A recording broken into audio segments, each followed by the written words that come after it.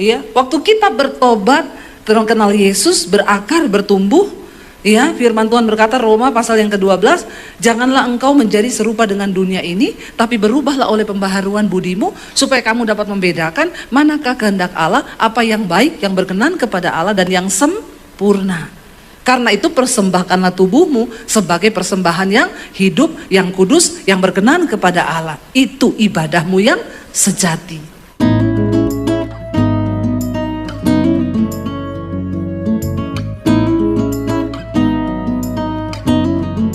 Saya pengen kita buka bersama Kolose pasal yang kedua.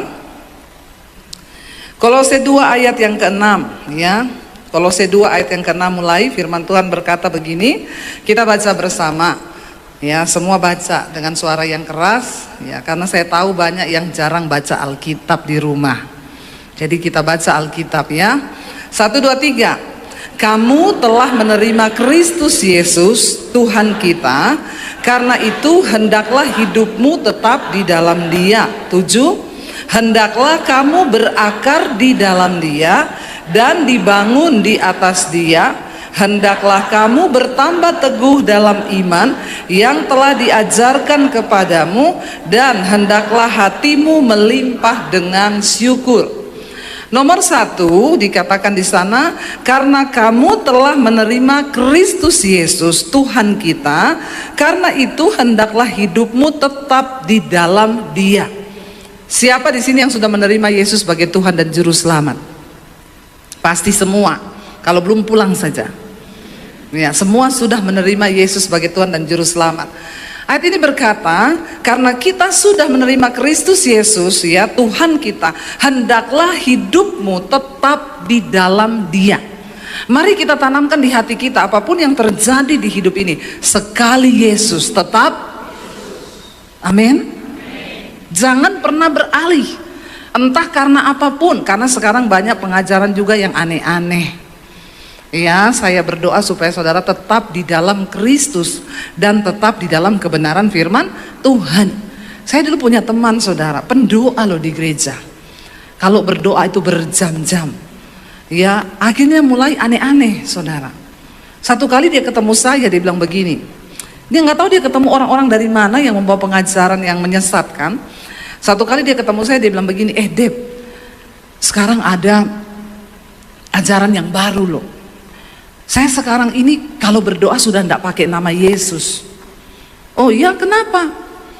Karena sekarang saya kalau berdoa langsung kepada Bapa, tidak lewat Yesus. Saya bilang, kamu ada jalan pintas ya? Ya, Alkitab berkata tidak ada satu orang pun sampai kepada Bapa kalau tidak lewat. Lah dia bilang dia langsung sama Bapa, tidak lewat perantara. Kenapa kita harus lewat Kristus untuk datang kepada Bapa? Karena Kristus adalah Tuhan yang menjadi manusia, berkorban bagi kita, darahnya tercurah, sebab akibat dosa adalah maut, dan tanpa darah Kristus kita tidak mungkin mendapat karya penebusan. Lewat Kristus Yesus kita diperdamaikan dengan Bapa. Darahnya yang tercurah memperdamaikan manusia yang tadinya hubungan kita terputus dengan Tuhan. Lewat kematian Kristus kita ini diperdamaikan. Dulu waktu saya belum percaya Yesus, waktu saya belum terima Tuhan Yesus, saya itu dalam hati berkata gini, orang Kristen nih blok loh. Ya, mengerti maksud saya ya? Dulu saya bilang gitu, orang Kristen nih kok bodoh banget ya. Masa percaya Tuhan yang mati? Kalau memang dia Tuhan, kenapa dia mati? Diludahi, dipukul, disalib. Karena saya tidak mengerti kebenaran. Setelah saya jadi Kristen, saya menerima Tuhan Yesus. Saya belajar firman Tuhan dan saya berakar dalam firman. Saya baru tahu, justru kalau Yesus datang dan tidak mati, maka gagallah karya penebusan.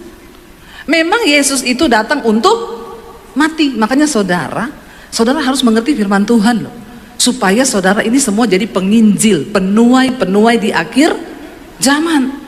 Karena di luar sana banyak orang yang tidak mengerti, dan Alkitab berkata, siap sedialah kamu untuk memberikan pertanggungan jawab kepada orang yang meminta pertanggungan jawab terhadap imanmu. Kalau ada orang tanya, kamu Kristen ya? Itu kok kenapa Yesus mati? Saya tak kasih nomornya Bu Esther ya. Nanti gue takon dewi karo Bu Esther. Atau iki lo, teleponnya Bu Debbie Basir gitu. Tanya ono. Maaf saudara.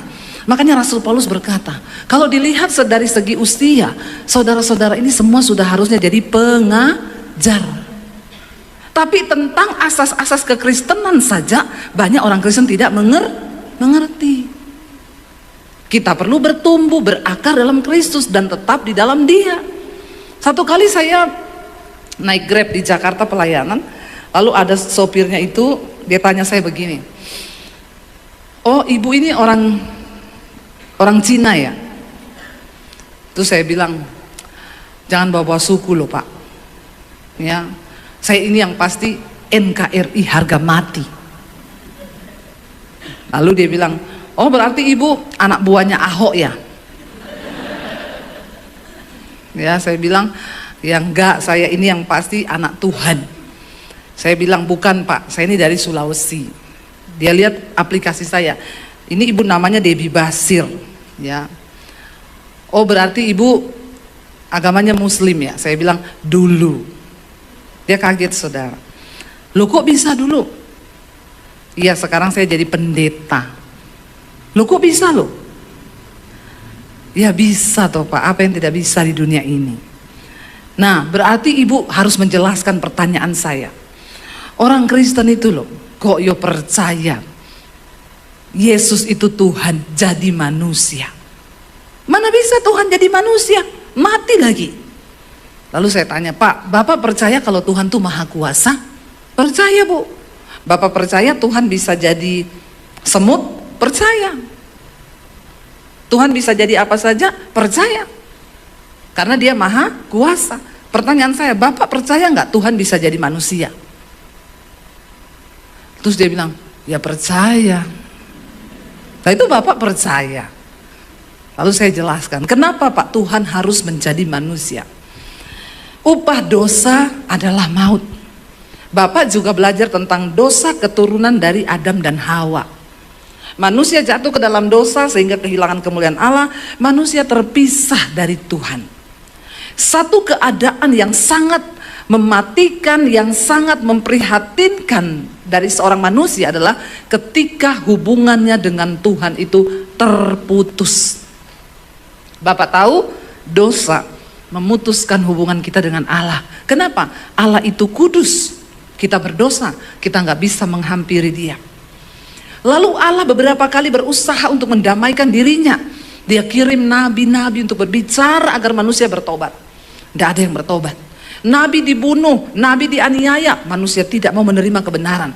Karena memang upah dosa itu maut. Akhirnya dengan usaha manusia untuk mendamaikan dirinya dengan Allah itu sudah tidak bisa. Apapun Pak kita melakukan, Alkitab berkata kebenaran manusia itu seperti kain kotor di hadapan Tuhan. Tidak ada seorang pun bisa membenarkan dirinya. Lalu Tuhan berinisiatif untuk mendamaikan dirinya dengan manusia. Dia turun ke dalam dunia. Makanya dikatakan Isa Al-Masih ialah kalimatullah, firman Allah yang menjelma menjadi manusia. Dia turun ke dunia, Dia Allah yang menjelma jadi manusia. Untuk apa? Mati. Dulu manusia berusaha memperdamaikan dirinya dengan Tuhan lewat apa? Kurban. Sembeli lembu, sapi, kambing, domba. Kalau bikin dosa, curahkan darah. Sampai akhirnya Allah melihat tidak ada lagi korban darah yang bisa membasuh dosa manusia. Dan saudara bisa bayangkan kalau sampai hari ini perjanjian lama masih berlaku, Yesus tidak datang. Apakah cukup kambing, domba, sapi di paraan ini untuk tebus dosa kita? Maka tiap hari saudara antri di pasar untuk tunggu kambing domba. Tidak ada, kenapa? Banyak sekali dosa orang-orang di paraan ini. Habis semua kambing domba. Karena kita kebanyakan dosa. Maka tidak cukup. Sedangkan sekarang saja kita tidak menyembelih kambing domba saja, harga daging naik. Ya, kita aja dagingnya naik terus juga toh. Timbangannya. Jadi saudara, bayangkan, saya bilang sama bapak itu, Allah melihat tidak ada lagi korban darah hewan apapun yang bisa mencuci darah manusia. Sudah terlalu bejat, terlalu kotor. Tuhan bilang tidak ada lagi satu pun yang benar. Semua telah kehilangan kemuliaan Allah. Yang di pikirannya dosa, di perkataannya dosa, di perbuatannya dosa, tidak bisa diganti dengan darah apapun. Lalu Tuhan berinisiatif untuk turun ke dalam dunia, menyerahkan dirinya sebagai satu-satunya darah tebusan yang akan menghapus dosa manusia. Makanya Yesus dikatakan anak domba Allah. Amin. Ketika Yesus mati di kayu salib, tabir bait Allah itu terbelah menjadi dua. Artinya apa? Tidak ada lagi pemisah antara kita dengan Tuhan. Katakan. Makanya kalau mau doa, doa sendiri, datang sendiri sama Tuhan. Nggak usah titip doa sama ibu gembala. Amin. Jemaat ini apa-apa sedikit titip doa. Ibu gembala doakan kenapa? Sakit perut. Ibu gembala doakan kenapa? Kurap. Apa-apa suruh doa gembala. Yesus menunggu kau datang sendiri. Tidak adalah tabir, tidak ada lagi tabir pemisah antara kita dengan Tuhan. Tabir itu sudah dipecahkan oleh Kristus lewat darahnya. Kita bisa datang kapan saja, di mana saja. Engkau punya hubungan dengan Tuhan, terbuka untuk datang. Karena itu orang yang menerima Kristus, dia diperdamaikan dengan Tuhan. Dan satu-satunya kebahagiaan bagi manusia adalah ketika engkau diperdamaikan dengan Tuhan. Kalau engkau diperdamaikan dengan Tuhan, hidupmu penuh damai sejahtera, sukacita, dan kebahagiaan. Kalau ada jemaat di Paraan yang masih marah-marah tiap hari, berarti kau belum berdamai dengan Tuhan. Ada di sini ibu-ibu yang tiap hari di rumah marah-marah, nesuai kerjaannya, nesuai. Tiap hari nesuai. Nggak ada toh? Semuanya sudah bertobat toh? Amin. Ya, tiap hari kok kira mutong aku. Ini belum diperdamaikan ini. Ya, berarti masih manusia lama ini. Waktu kita diperdamaikan dengan Tuhan, saya ini dulu hidup dalam dosa ketika saya tidak mengerti kebenaran, saya nggak ngerti Tuhan, saya punya agama, tapi saya nggak mengenal Tuhan. Ini kipas angin kenain saya tolong, nggak kena sama saya nih, panas. Paraan ini panas ya, soalnya saya takut kalau tambah panas khotbahnya nanti marah-marah nih, emosi nanti. Nah, kipas anginnya ya bisa diarahkan ke sini. Nah, ya oke, terima kasih ya, upahmu besar di sorga dan di bumi juga ya. Kalau cuma di sorga kelamaan keles. Di bumi juga. Saudara, dulu ketika saya belum menerima Tuhan Yesus, saya ini hidup di dalam dosa, saya melakukan dosa dan saya pikir apa yang saya mau saya kerjakan itu akan membahagiakan hidup saya. Tapi ternyata dosa itu membawa sesuatu yang tidak berkenan pada Allah. Hidup saya hancur, rusak, sehingga pada akhirnya saya pengen mati, bunuh diri. Apa yang menghancurkan dosa hidup manusia itu dosa. Tapi ketika saya diperdamaikan dengan Tuhan, ini kipas angin kenapa lari-lari ya? Lari-lari dia ya. Saudara, ketika kita diperdamaikan, ya, terima kasih. Memang ini sekarang cuaca panas sekali saudara. Kenapa? Neraka mulai terbuka. Karena kiamat sudah dekat. Maka bertobatlah ya. Lalu saudara, saya pengen mati, bunuh diri, iblis tuduh saya udah hancur hidupmu, mati saja. Saya pikir iya, dosa itu sekaya apapun orang, kalau hidup dalam dosa tidak bahagia. Biar punya duit banyak, tapi walaupun kita hidupnya pas-pasan, kalau kita hidup dalam damai bersama dengan Tuhan, kita dimerdekakan dari dosa. Biar tiap hari makan nasi kucing, bandeng, tempe goreng, itu ada damai sejahtera di hati. Amin. Berarti tiap hari sudah merasakan tempe goreng terus ini ya. Tapi tidak apa-apa, yang penting damai ya toh. Daripada orang hidup kaya, saudara pilih mana? Kaya, menderita, atau miskin tapi bahagia?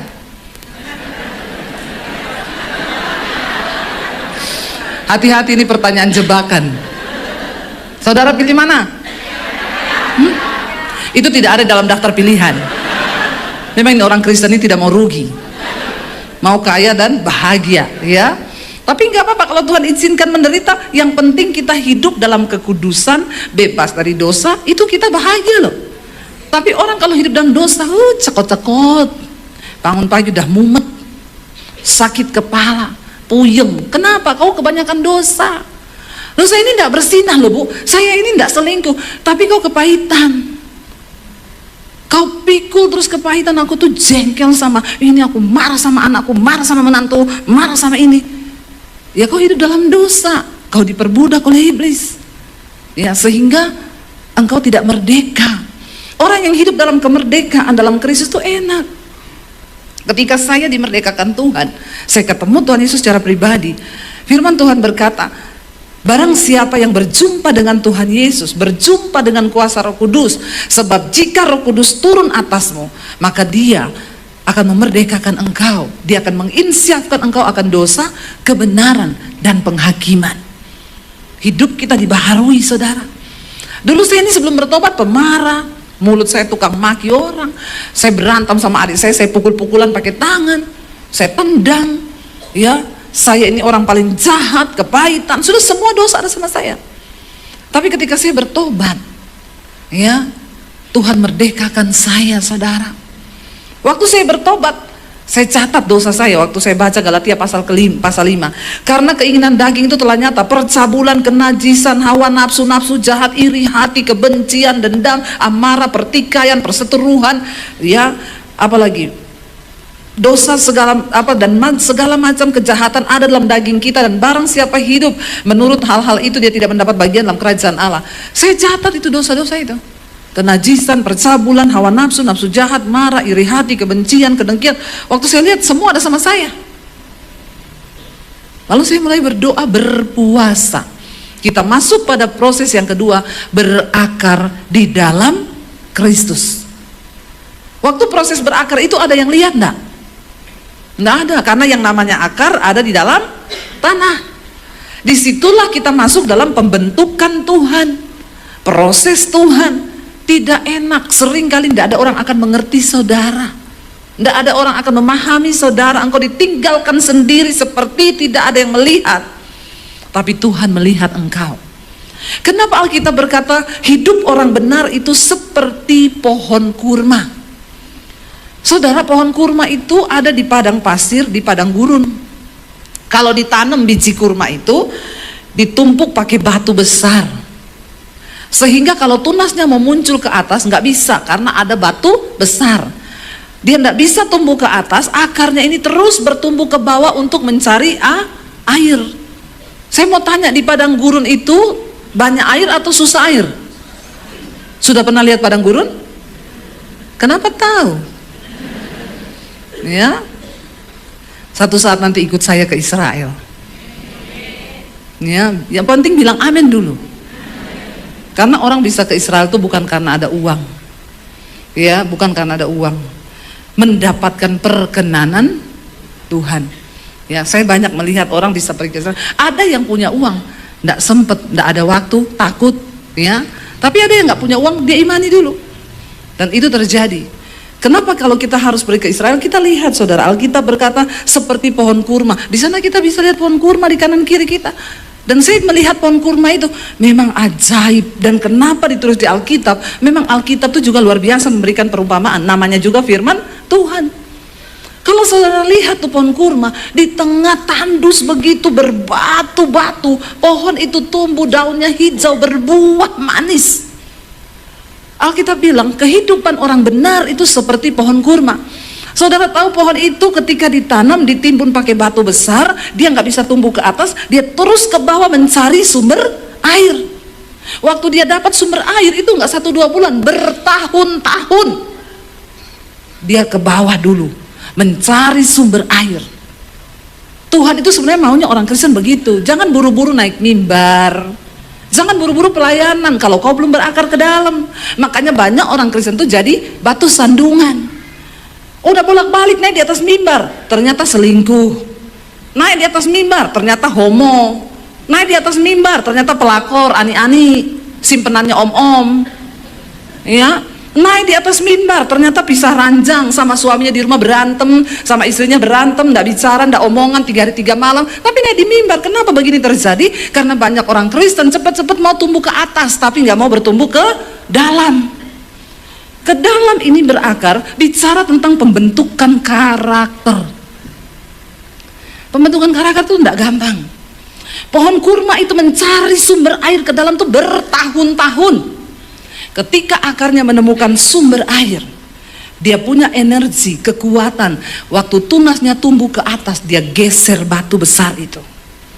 Saudara tahu kenapa Tuhan mengibaratkan kehidupan orang Kristen itu seperti pohon kurma. Pohon kurma itu saudara, kalau saudara ke Israel, amin dulu aja. Ya, nanti saya berangkat Oktober lagi bulan depan. Saudara, pohon kurma itu, kalau kita pergi ke Israel, saya selalu bilang sama peserta, kamu ambil kurma di hotel, kalau sarapan pagi, bawa beberapa kurma, bungkus aja di plastik atau di tisu. Nanti kita nih banyak jalan kan, pergi ke sana ke sini jalan, itu nanti kamu capek, nggak biasa di Indonesia ini nggak biasa jalan-jalan jauh, di sana panas. Nanti kalau kamu udah pusing, lemes, saya lakukan itu, makan kurma, satu aja langsung celung, siap jalan lagi. Ya, karena kurma itu sumber energi, buahnya itu manis dan itu bukan gula. Ya, dia mendatangkan kekuatan. Kalau gula itu energi yang menipu. Saudara jangan banyak-banyak minum gula. Ya, itu racun. Tapi ambil gula yang dari buah, sumbernya itu masih glukosa. Kalau udah gula putih itu sudah berubah jadi sukrosa, racun. Rusak ginjal, rusak paru-paru, rusak semua. Itu kurma kalau kita makan udah mulai pusing, aduh keringet kan banyak nih, jalan sana, jalan sini, belum makan lagi. Makan kurma satu, langsung tok jer, mata kebuka, langsung semangat lagi. Ini naik Gunung Sinai turun juga masih bisa ini. Ya, turun naik gunung pencobaan juga bisa ini. Ya, itu buah kurma. Bukan cuma itu saudara. Saudara tahu kurma itu kalau di padang gurun datang yang namanya badai angin, itu pohon kurma bisa begini loh, tapi dia berdiri lagi karena akarnya kuat. Orang Kristen waktu akarmu kuat, mau datang badai angin puting beliung, kau tidak akan pernah jatuh tergeletak. Sebab apa? Akarmu kuat di dalam firman Tuhan, makanya berakar di dalam Dia. Amin. Amin saudara. Gak mudah kau jatuh. Orang Kristen sekarang baru digosipin, baru difitnah, aku gak mau ke gereja. Kenapa? Itu ya, cerita tentang sayang, terus dia nggak mau ke gereja, baru digosipin begitu, baru difitnah gitu, udah tumbang imannya. Ya biasa aja. Kamu tahu nggak? Si ini ceritakan kamu begini. Oh iya, puji Tuhan. Amin. Kalau kau direndahkan, berarti kau lebih tinggi daripada orang yang merendahkanmu itu. Nggak usah kau rempong, nggak usah bela diri, nggak usah apa, diamin aja. Yang waras, ya, berarti yang berkeluar itu yang nggak waras. Ya, saudara, jadi itu, dan bukan cuma itu, pohon kurma itu, saudara, kalau sudah mati, akhirnya batangnya menjadi kering, lama-lama membusuk, habis. Tapi ada bekasnya. Para musafir yang berjalan di padang gurun, kalau mereka kehabisan air dan haus di tengah padang gurun, mereka akan cari bekasnya pohon kurma yang sudah mati. Kenapa? Di bawah pasti ada air. Kita nih kalau berakar dalam Kristus seperti pohon kurma, walaupun sudah mati, hidup kita tetap menjadi berkat bagi orang lain. Amin. Ya. Jadi kalau kita mati nanti banyak yang tangisi, ya ampun baik banget kok mati ya Tuhan. Ya, tapi kalau hidup kita jahat, orang bilang, kenapa baru mati sekarang nggak dari dulu? Hati-hati loh saudara. Ya, kalau kita mati nanti, gajah mati meninggalkan, harimau mati meninggalkan, manusia mati meninggalkan utang. Nah ini bayar dulu sebelum mati. Ya, kita mati meninggalkan nama yang orang akan ingat dari kita tuh apa? Saya bilang sama anak-anak saya, kalau mami mati, mami masih jadi berkat. YouTube-nya mami masih ada, orang masih bisa nonton khotbah-khotbahnya mami di YouTube. Sampai puluhan tahun, sampai internetnya ndak ada, satelit meledak, baru ndak ada saya. Tapi selama masih ada satelit, saya masih tetap ada dengan khotbah-khotbah saya. Ya, jadi kalau kita ini mati, saya bilang sama anak-anak saya, kalau kamu mati, kalau kita ini mati, apa yang orang ingat tentang dirimu itu penting. Ada satu pendeta mati saudara, anaknya kepahitan, saya nggak mau lihat jenazah. Kenapa? Papa saya itu selingkuh, saya tahu bagaimana kehidupannya di rumah. Jadi maaf saya kepahitan, nggak mau saya lihat dia di peti. Bayangkan saudara, ya. Padahal hamba Tuhan, tapi nggak ada yang tahu. Kenapa Tuhan bilang kita harus menjadi seperti pohon kurma? Ayo berakar ke dalam. Dalam hal karakter kita diubah. Ada banyak orang yang berkata begini, siapa itu Debbie Basir? Pendeta yang tiba-tiba ngetop di YouTube gara-gara pandemi muncul jadi ngetop, ngetrend di YouTube. Saya cuma bilang, Bret, kau cuma lihat saya di YouTube setelah pandemi. Saya ini bertobat dari tahun 95, tidak ada yang tahu. Karena saya ini diproses Tuhan berakar ke dalam. Ditumpuk pakai batu, nggak bisa keluar, nggak ada yang tahu. Saya terima Tuhan Yesus, saya mengalami aniaya dalam keluarga, dalam rumah. Papi saya bilang, saya bunuh kamu jadi Kristen. Sejak saya terima Yesus, kamu tidak boleh makan di meja makan sama pembantu di belakang sana, makan sama pembantu. Kamu tuh setan di rumah ini. Setiap hari air mata, setiap hari saya belajar mengampuni. Setiap hari sampai tahun 96 saya diusir dari rumah.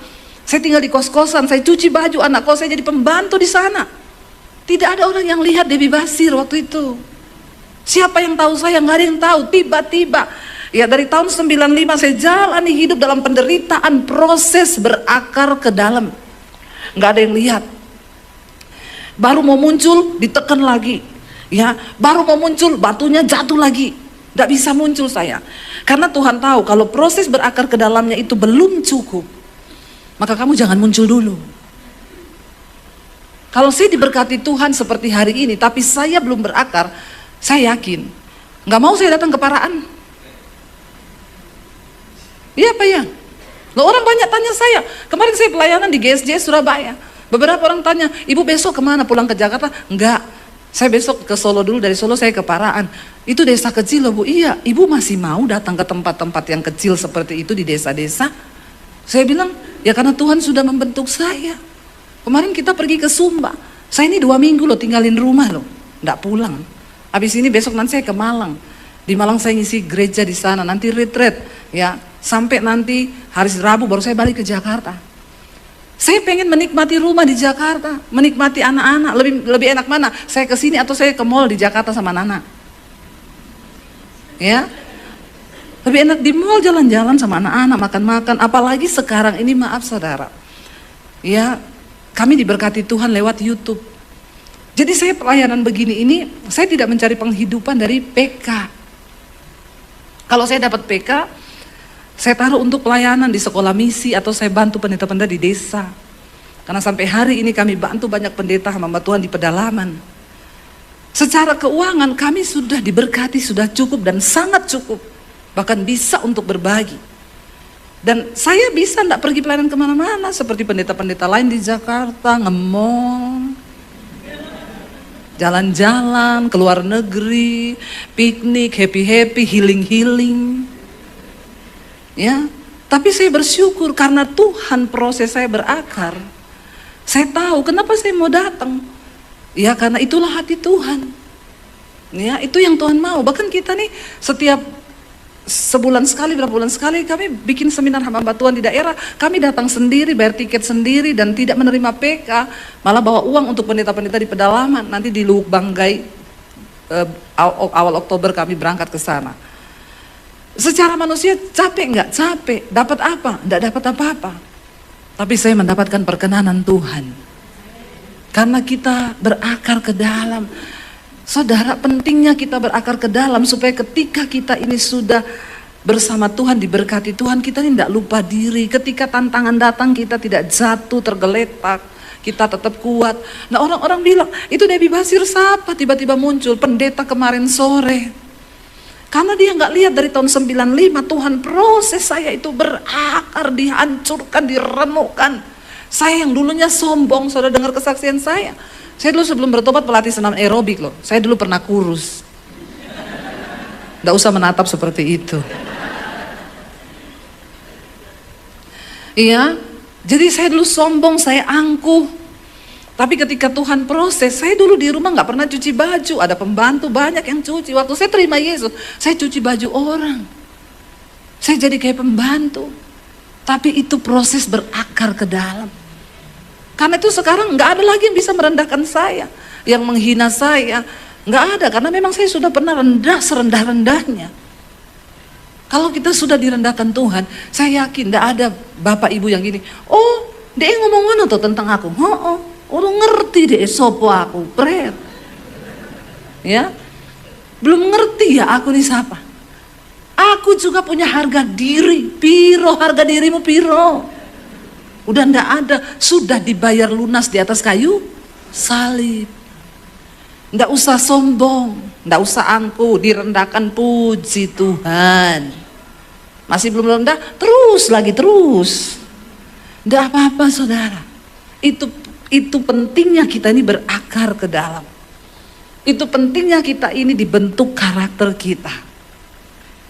Kita harus mengalami proses supaya hidup kita kekristenan kita berbuah. Kalau saudara bilang saudara Kristen dari kecil, saya mau tanya, siapa yang sudah menjadi Kristen di sini lebih dari 50 tahun? Nggak ada? Ini jangan mengaku muda ya. Di sini saya lihat sudah tua-tua semua ini. Jangan ngaku-ngaku muda. Nggak ada yang sudah menjadi Kristen 50 tahun? Ada lah ya. Tolong opa-opa, oma-oma angkat tangan lah ya. Mbah-mbah nggih.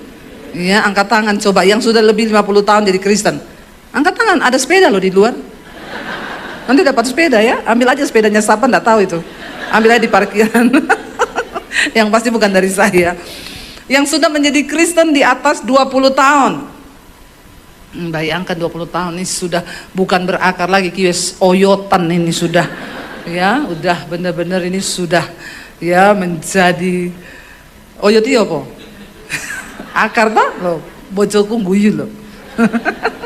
Karena dia juga kaget kok istrinya ngerti oyot. Ya, oyot itu akar yang gede kali ya.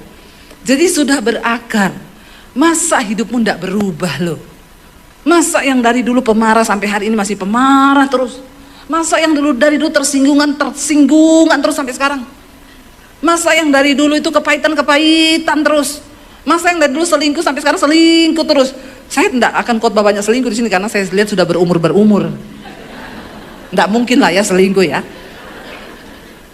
Tapi jangan salah, di Jakarta ada oma-oma datang sama saya, Bu Debbie, saya mau konseling Bu. Saya ini sudah 65 tahun lebih, ya mau 66. Saya mau konseling, ya udah sekarang aja. Enggak, saya mau minta nomor telepon ibu. Ini mumpung ibu ketemu saya, ngomong aja sekarang, masih ada waktu ini. Enggak, saya enggak tega Bu. Nanti aja kalau ibu pulang saya telepon. Nomor telepon ibu ada tak? Saya kasih. Hampir di rumah dia telepon. Bu, saya oma yang tadi. Kenapa? Saya mau konseling Bu. Bu, saya nih jatuh Bu. Jadi saya bilang, aduh oma, makanya kalau jalan tuh hati-hati, apalagi hujan, licin ya, kalau perlu suruh tuntun sama cucu. Bukan itu Bu jatuhnya. Lah apa? Saya selingkuh. Astagfirullah subhanallah. Jadi saya tanya, oma umur berapa? 65 Bu. Oma ini minum vitamin apa? Umur 65. Oma selingkuh. Alkitab bilang umur manusia itu 70 tahun. Oma ini umur segini sudah harus siap-siap. Cari baju putih, pilih-pilih peti, iya tuh. Waktu-waktu semua di absen. Udah mau deket-deket absen ini. Kenapa oma selingkuh? Astaga oma. Jadi begini Bu Pendeta, saya itu tiap hari kerjaan saya jaga cucu di rumah anak. Terus satu saat cucu saya bilang, oma bisa Facebookan nggak? Ayo, siapa oma-oma yang Facebookan di sini? Tolong angkat tangan. Coba oma-oma angkat tangan. Sekarang banyak bukan kenakalan remaja, kenakalan lansia. Iya, banyak lansia nakal-nakal sekarang ini. Ya, kenakalan lansia akeh. Ya, yang pertama ada lansia selingkuh, nakal-nakal nih di sosial media. Yang kedua lansia kenakalan apa? Pesen Shopee COD. Ini banyak ini. Oma-oma kerjaannya di Shopee, bagian apa? Check out. Jangan ya nak ya, jangan. Jangan ya nak. Lalu saudara itu oma, saya bilang terus oma, cucu saya bilang, oma itu HP-nya canggih loh. Oma Facebook kan biar enggak bosen. Bagaimana caranya? Sama cucunya diajarin. Ya di aplikasi Facebooknya di download, diajarin. Ini oma udah jadi. Udah saya pasang foto oma. Oma mau cari teman lama enggak? Nah ini. Dia tanya, kenalan oma yang lama siapa? Tak cariin di sini. Orang normal ditanyain kenalan lama yang diingat siapa? Normal semua ini oma di sini nih. Kenapa semua jawab mantan ya? Jangan ada kenangan mantan ya, itu hanya ada di kopi kenangan. Saya kalau ditanya orang, suami saya tanya, mantanmu di mana? Udah mati semua mantan saya. Kenapa? Karena tidak ada lagi kenangan mantan. Nggak usah diingat-ingat mantan, sudah berlalu. Oma ingat mantannya, mungkin karena CLBK ya, cinta lama belum kelar. Oma kasih namanya mantannya, sama cucunya dicari. Cucunya bilang, ini ya Oma orangnya. Oma bilang, iya sih, kayaknya dulu memang mukanya begitu. Karena kan sudah lama tidak bertemu toh. Akhirnya Oma coba diajar sama cucunya, chattingan begini Oma, caranya chatting. Ini cucu menyesatkan Oma memang. Jadi hati-hati Oma berjaga-jagalah, karena iblis bisa datang dalam rupa cucumu. Dan akhirnya Oma bisa terhubung dengan mantan. Orang lain terhubung dengan Tuhan. Ya, kalau nyanyi lagu terhubung denganmu itu sama Tuhan. Jangan terhubung dengan mantan. Akhirnya Oma mulai ingat saya enggak? Opa balas, ingat dulu di bawah pohon. Nah ini. Bahaya Opa ya. Akhirnya nyamuk. Terus saya bilang begini Oma. Oma kan baru ketemu di Facebook. Oma kalau tidak kuat iman, ndak usah Facebookan. Oma blokir saja dia atau tutup Facebooknya. Oma ndak usah Facebookan kalau begitu. Ibu pendeta, masalahnya bukan itu. Kami sudah sering ketemu dan melakukan hubungan. Subhanallah. Biasa aja ketahuan ya. Jadi saya tanya, emang Oma itu Opa tinggal di mana? Oma tinggal di Jakarta, Opa di Kalimantan. Terus bagaimana ketemunya? Opa datang ke Jakarta. Terus ketemu di mana? Di hotel Bu Pendeta. Saya bilang, kenapa bisa ketemuan di hotel Oma? Kami ini tadinya tidak kepikiran apa-apa Ibu Pendeta. Tapi waktu kami ketemu di hotel, terjadilah hal-hal yang diinginkan. Jangan bilang tidak diinginkan. Kalau tidak diinginkan tidak terjadi. Itu pasti karena Oma menginginkan. Oma, ketemu itu di restoran. Kenapa ketemu di hotel? Di hotel cuma ada kasur dan bantal. Oma mau ngapain? Lalu saya bilang, Oma ingat umur, Oma ikhtifar, Oma. Aduh saudara, mengerikan loh. Makanya sekarang ini jangan bilang orang tua-tua tidak perlu dikotbahi tentang perselingkuhan. Banyak orang tua-tua ini. Ya, tua-tua keladi. Makin tua makin. Nah, tahu ya. Pengalaman pribadi ya. Jangan ya nak ya. Mengerikan saudara. Yang namanya dosa itu ya, sekarang ini bekerja dari semua sisi. Makanya kita ini harus melekat kepada Kristus. Dikatakan, hendaklah kamu berakar di dalam Dia dan dibangun.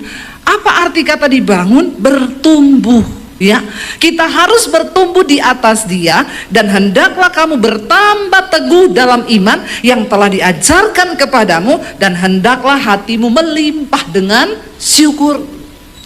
Tanda orang itu sudah sungguh-sungguh menerima Kristus adalah waktu hidupmu itu terjadi perubahan. Saya ingat waktu saya terima Tuhan Yesus, 1 tahun saya sembunyikan iman saya. Saya nggak berani ngomong. Lalu tiba-tiba saya mulai berdoa. Kakak saya bilang, saya tahu kamu jadi Kristen, saya kasih tahu papi kamu bisa dibunuh. Di situ saya mulai ketakutan saudara. Lalu akhirnya saya minta kekuatan dari Tuhan. Saya berdoa 3 bulan, saya doa puasa cuma untuk pengakuan iman kepada orang tua. Lalu Tuhan kasih saya kekuatan. Saya menghadap papi saya bilang, papi saya mau minta izin. Mau kemana? Mau ke gereja. Mukanya kaget campur heran, karena saya dari kecil itu papi saya sudah wanti-wanti, jangan sampai kamu pindah agama Kristen ya, hati-hati. Papi ingetin kalian dari kecil, jangan berteman dekat sama orang Kristen, apalagi pacaran sama laki-laki Kristen. Kalau sampai kamu menikah sama orang Kristen, kamu jadi Kristen, lebih baik papi masuk penjara, papi bunuh kamu daripada kamu bikin malu keluarga. Jadi saya tidak berani jatuh cinta sama laki-laki Kristen dari zaman sekolah dulu, padahal yang ganteng-ganteng tuh cowok Kristen yang bertobat. Yang bertobat ya podoa mirip setan. Saudara, akhirnya saya itu bergumul 3 bulan saya doa puasa. Saya menghadap papi saya. Dia kaget waktu saya bilang, papi saya mau minta izin mau ke gereja. Dia kaget dia bilang ini, oh ini toh penyebabnya. Makanya memang akhir-akhir ini papi lihat kamu jadi aneh. Memang semua orang yang menerima Yesus berakar, bertumbuh, pasti akan jadi apa? Tolong lihat kanan kirimu, tanya, udah aneh belum kau? Cepet tanya. Wes aneh urung? Ya, kalau sudah aneh berarti sudah ketemu Yesus itu. Sudah berakar, sudah bertumbuh. Kenapa dibilang aneh? Dulu sebelum ketemu Yesus berakar dan bertumbuh, marah-marah, emosi, tukang berantem, mulutnya kotor, tersinggung dikit menyala. Setelah terima Yesus, sabar, pemurah, suka nyanyi, mengucap syukur. Dulu sebelum ketemu Yesus, pelit, melitit. Setelah terima Yesus, suka memberi, jadi pemurah, tidak pelit lagi. Amin. Siapa yang sudah mengalami ini? Ampuni mereka Tuhan. Tidak ada yang angkat tangan loh Bu. Bu Esther perlu banyak berdoa buat jemaat ini. Ya, berubah saudara. Ya, waktu kita bertobat, kenal Yesus, berakar, bertumbuh. Ya, firman Tuhan berkata Roma pasal yang ke-12, janganlah engkau menjadi serupa dengan dunia ini, tapi berubahlah oleh pembaharuan budimu, supaya kamu dapat membedakan manakah kehendak Allah, apa yang baik, yang berkenan kepada Allah, dan yang sempurna. Karena itu persembahkanlah tubuhmu sebagai persembahan yang hidup, yang kudus, yang berkenan kepada Allah. Itu ibadahmu yang sejati. Persembahkan tubuh ini loh, sebagai persembahan yang hidup, yang kudus, yang hidup bukan yang mati. Yang hidup, yang kudus, yang berkenan kepada Allah, itu ibadah kita yang sejati. Berubahlah oleh pembaharuan budi. Ya, jangan hidup begitu-begitu terus. Ya, lalu kita bilang, ya Yesus aku sama seperti Yesus. Yesus tidak berubah, aku pun tidak berubah. Yesus memang tidak berubah, tapi kau harus berubah. Amin. Ya. Jangan bilang saya tidak mau berubah, saya harus berubah. Suami harus berubah. Amin bapak-bapak. Ya, jangan egois terus. Ya, aku ki wong lanang loh. Ki bapak-bapak itu biasanya begitu. Ya, tapi kita harus berubah. Saya ini waktu ketemu sama suami saya, jadi saya ini kan dari Sulawesi, ya, Sulawesi. Suami saya Solo, Jawa Tengah, saya Sulawesi. Sama-sama Solo, tapi saya ada wesinya. Atos, ya. Lalu kami ini ketemu di gereja. Jadi saya pikir, ketemu sama-sama hamba Tuhan, suami saya pelayanan, saya juga pelayanan. Saya membayangkan kalau kami ketemu di gereja sama-sama hamba Tuhan, pasti kalau mau berantem, haleluya kau. Puji Tuhan memang kau. Ya. Lalu kalau sudah mau sengit berantemnya, dasar memang. Itu sudah puncaknya kalau emosi. Bayangan saya. Karena ketemunya di gereja. Ya, setelah kami menikah, saudara hidup bersama. Komunikasi itu adalah dasar dari sebuah hubungan. Nah, saya sama suami ini tidak ketemu dalam hal komunikasi. Suami saya orang Solo, saya Sulawesi. Jadi kami hidup bersama, pertama kali saya teriak sama suami saya, Jo, mangan. Dia datang ngomong ini, kowe iki isora ngomongi pelan wae. Saya bilang saya ini orang Sulawesi. Memang begini nada bicara kita. Neng kowe iki koyo wong nesu-nesu loh. Aku ki ndak nesu, tapi nadamu ki nesu. Ora. Malah jadi nesu, tenanan. Besoknya gitu lagi. Jo, wes makan sini. Gini. Mbok nek ngomongi alon-alon wae. Aku ki kaget loh. Wong Solo kaget ngomong toh. Permisi mau kaget. Biasa aja keles ya, nggak usah kayak begitu banget juga. Ya, cuma dipanggil gitu, besoknya gitu lagi. Jo, gitu kata gini nih. Mbok ojo nesu toh nek ngomong. Iki tuh ndak nesu loh aku. Aku ini tanya baik-baik. Cuma memang nadaku tuh begini. Lah, nadamu nesu toh. Nek saya kira nesu. Anyel aku tenan, anyel tenan. Tiap hari kita ini ngomong cuma masalah bahasa, salah paham terus. Sampai saya bilang, lah maumu tuh gimana? Coba aku nih harus bagaimana? Dia bilang, mbok kowe iki belajar ngomong kaya wong Jawa. Piye wong Jawa? Wong Jawa ini ngomong nada belakangnya turun.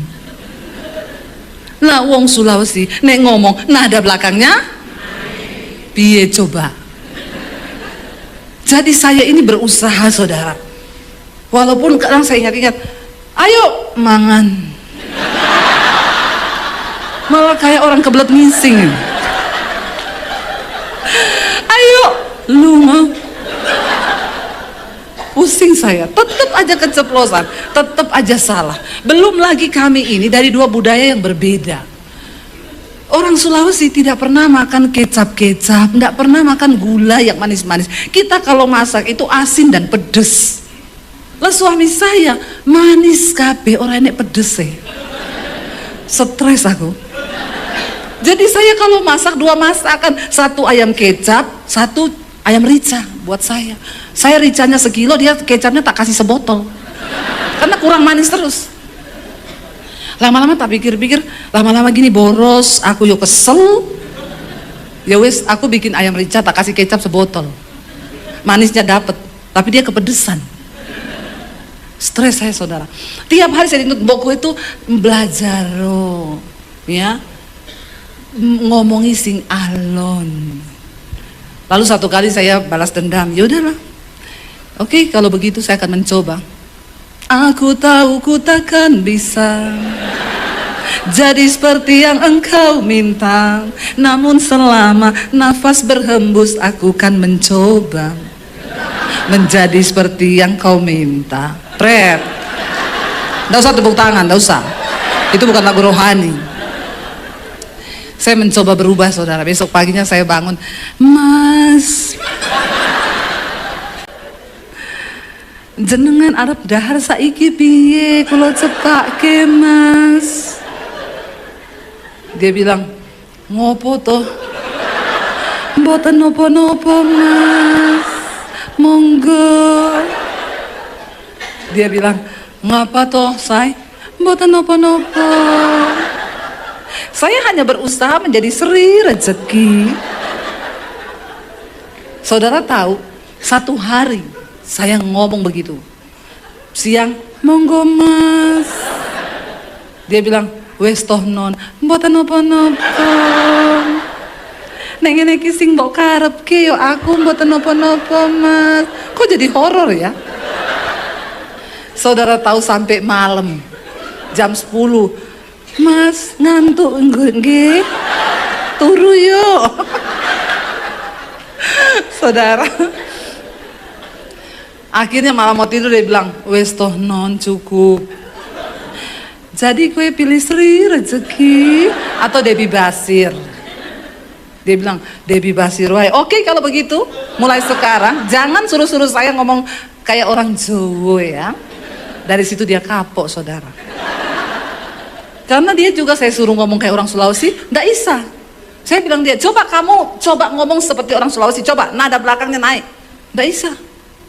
Nek marah anak-anak aja, say marah. Dek, mbok ojo ngono to. Itu bukan marah. Bukan marah itu. Marah, teriak Nggak bisa, malah guyu. Tapi saudara, dalam segala hal, kita tuh pertama kali menikah. Saya coba bikinin dia kopi tiap pagi, belum punya anak kan, masih bulan madu. Ya, stok madu masih banyak. Manis semuanya ya. Manis ketika punya anak 1, 2, enggak pakai pembantu, urus rumah sendiri.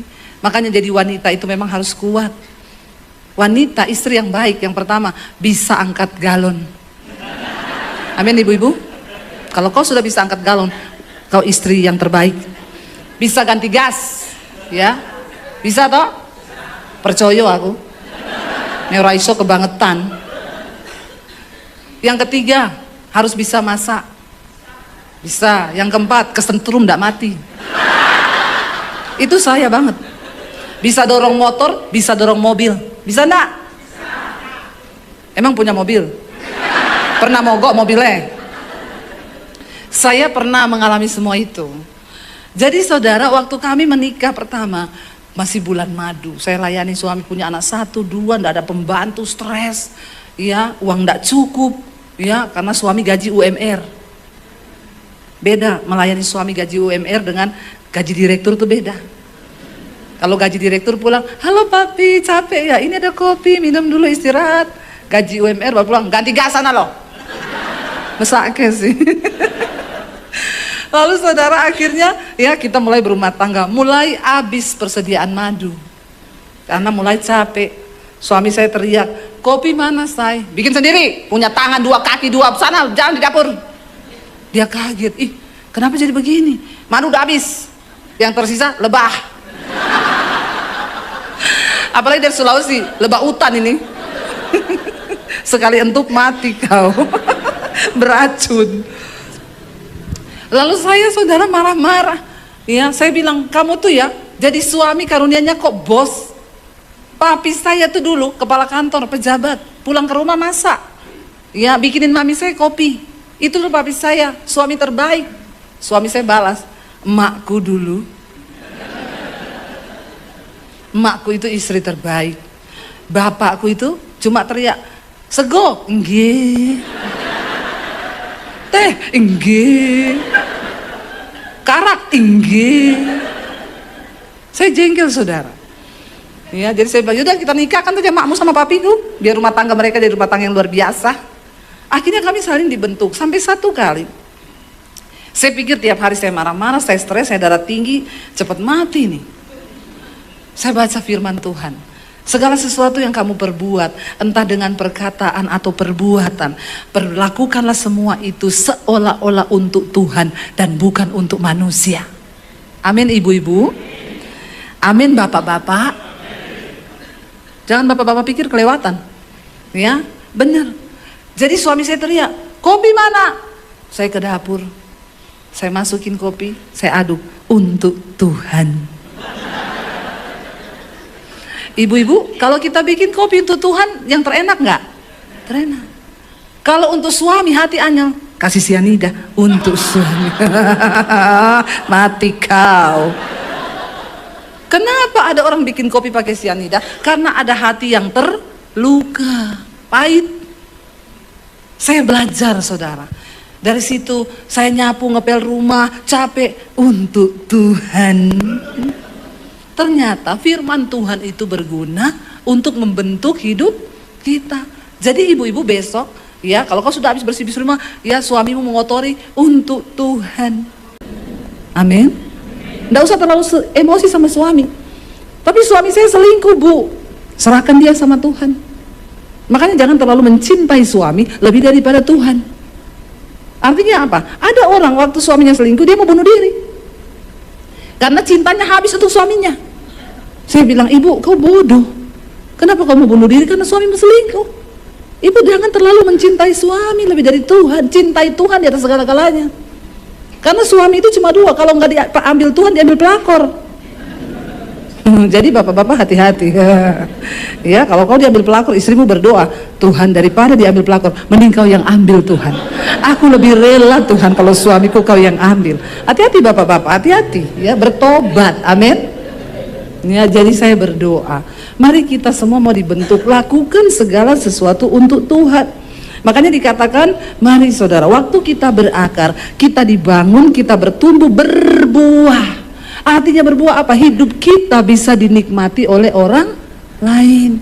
Dia kok gitu ya, dulu pelit minta ampun, sekarang kok ya tukang memberi loh. Sekarang kok baik, dulu kalau ngomong itu wah marah-marah, sekarang kok begini ya. Kita jadi istri tiba-tiba berubah. Suami lihat. Saya sudah banyak mendengar kesaksian ibu-ibu yang konseling. Bu, suami saya itu nggak mau berubah-berubah. Saya bilang, bu, firman Tuhan berkata, istri tanpa perkataan menangkan suamimu. Kau dulu yang berubah, nggak usah tuntut suami berubah. Kita tuntut diri kita untuk berubah. Waktu kita berubah, maka firman Tuhan bilang, satu orang berubah, satu orang diselamatkan, maka seisi rumah akan diselamatkan. Ketika saya berubah, saya melakukan semua untuk Tuhan. Saya bikin kopi untuk Tuhan, saya bersih-bersih rumah untuk Tuhan. Tiba-tiba suami saya lagi duduk, dia datang, aku bikinin kopi. Tumben, nggak tahu enak atau tidak, tapi itu dengan cinta. Dia berubah. Akhirnya bantu cuci baju, bantu ngepel, bantu nyapu. Kita nggak perlu ngomong. Itu artinya kita mengalami perubahan. Hidup kita ini berbuah. Tapi jangan buahnya asem. Ya, karena bikin sakit gigi, ngilu gigi kalau makan buah asem. Buahnya yang manis, supaya bisa dinikmati oleh orang lain. Saya mengucap syukur, saudara, kalau Tuhan tidak menjamah hidup saya nggak kenal Dia, saya tidak bertumbuh, tidak berakar, tidak berbuah, maka mungkin saya dulu sudah mati karena bunuh diri, saya binasa, saya menuju ke neraka. Tapi karena saya berjumpa dengan Tuhan Yesus, puji Tuhan, tidak akan pernah ada Dedi Basir yang seperti hari ini kalau saya tidak diproses oleh Tuhan. Karena itu jangan pernah menyalahkan keadaanmu, jangan pernah salahkan prosesmu. Kalau engkau sudah melihat nanti, memang jawabannya kita belum dapat sekarang. Waktu saya diusir dari rumah, saya bilang, kenapa Tuhan saya diusir? Kenapa Tuhan saya diusir? Sekarang saya bilang, Tuhan terima kasih karena aku diusir. Karena kalau saya tidak diusir, saya tidak jadi seperti hari ini. Amin, saudara. Apapun proses yang sedang kau hadapi, kita mau berkata, aku mau Tuhan, sekali Yesus, tetap Yesus. Saya minta kita semua nyanyikan pujian ini. Mari kita bangkit berdiri bersama. Kita mau katakan, sekali Yesus, tetap Yesus. Kami mau tetap di dalam Engkau, berbuah dan berakar dalam Engkau. Dalam segala keadaan kita mau katakan di hadapan Tuhan, kami mau tetap percaya kepadamu Tuhan.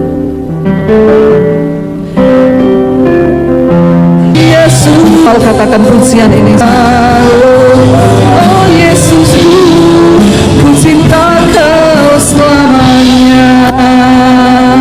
Mari kita tutup mata dalam hadirat Tuhan, saudara. Biar kita mau katakan di hadapan Tuhan, apapun keadaan kami hari ini Tuhan, kuatkan kami di dalam Engkau. Biar kami dalam proses berakar, Engkau pegang tangan kami Tuhan. Seberat apapun yang sedang kami alami hari ini, mungkin kami sedang dibentuk untuk melepaskan pengampunan, mungkin kami sedang dibentuk untuk mempercayai Tuhan dalam hal keuangan, atau mungkin hari ini kami sedang khawatir akan masa depan kami. Kami mau tetap memandang kepada Yesus, sebab Engkau yang berjanji menyertai kami di setiap musim hidup kami. Saat berlimpah ataupun kurang, saat lemah ataupun kuat, kami tetap mau ada di dalam Engkau Tuhan Yesus. Supaya sampai satu kali nanti ketika kami dipanggil pulang, berdiri di hadapan tahta pengadilan-Mu, Engkau menyatakan bahwa kami berkenan di mata-Mu Bapa. Mampukan kami Tuhan untuk menjalani setiap proses ujian iman. Hamba berdoa, pakai setiap anak-anak-Mu Tuhan di kota Paraan, untuk mereka boleh menjadi berkat, memenangkan kota ini bagi kemuliaan-Mu Tuhan. Hidup mereka berbuah bagi Kristus.